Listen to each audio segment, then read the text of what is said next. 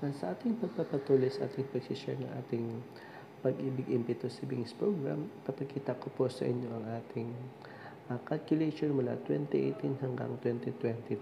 So, kung inyo pong nakikita, mag-average po tayo ng 6.76% kung kukunin natin ang average sa next 2023 na.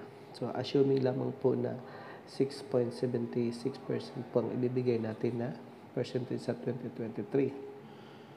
So, kung inyo pong napapansin, yan po ang 5 years na calculation muna natin, pero accurate po yung dividend rate base sa per year na nangyayari.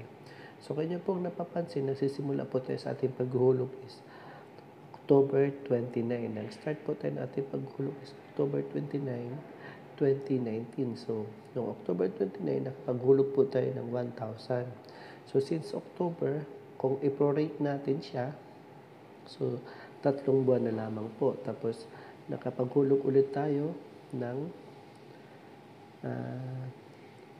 November 26, 2019. So 10 and 11 po ang pinafocus natin. So sa loob ng 2 buwan na natitira, mayroon po tayong interest na 42 pesos and 17 centavo.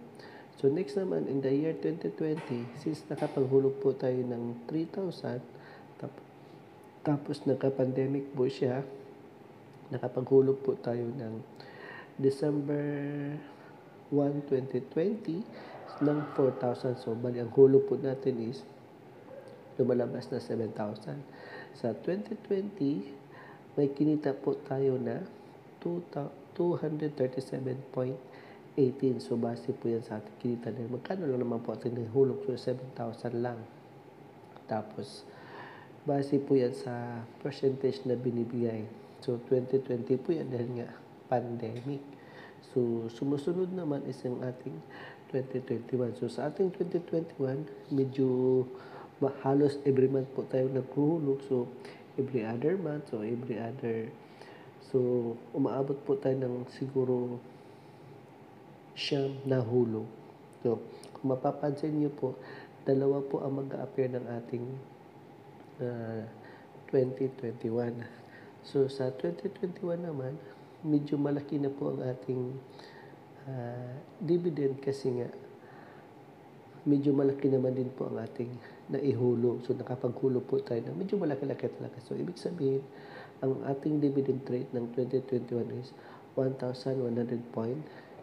Kung mapapansin niyo po, ilan po yung hulog natin? 1, 2, 3, 4, 5, 6.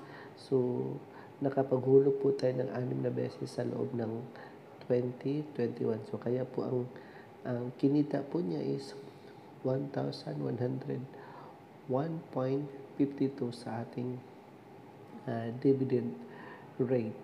So, kung mapapansin naman yun na po, sa 2022, so medyo nakapaghulog po tayo ng malaki-laki. So, parang siguro nga 4 na beses. Kung dito sa 2021, nakapaghulog po tayo ng 6 na beses. So, dito naman siguro 3 or 4. So, kung inyo po masusundan, makikita po natin kung magkano talaga ang ating naihuhulog. So, ayan. Kung napapansin niyo po, 1, 2, 3, 4. So, 1, 2, so, ibig sabihin, 4 na beses po talaga tayo nakapaghulog. So, ang dividend rate po niya is 6,223.47. So, nakikita niyo naman po, no? So, talagang yan ang ating hulog ng 2022.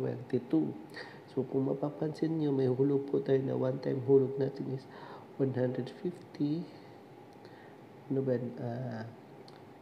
Kailan ba natin yan nahulog 9? So, ibig sabihin, September 22, 2022. So, dyan po tayo nakapaghulog ng medyo mas malaki-laki.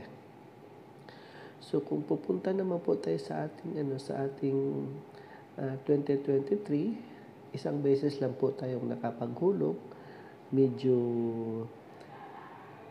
hindi na natin nasundan ng ating paghulog sa 2023 kasi nga nakapag-open na po tayo ng ating second account. So, magmamature po ito ng next year, 2024, dahil nga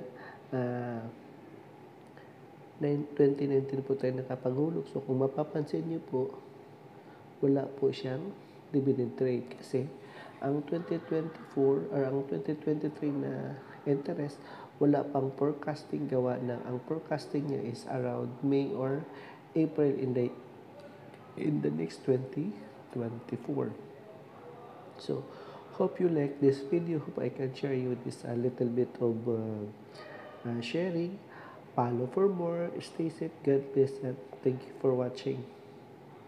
Hope you like it. If you have your comment, please leave your comment on this video, on this link, so that I can give you a answer or I can review your comment also. Thank you for watching. Stay safe. God bless and see you next vlog.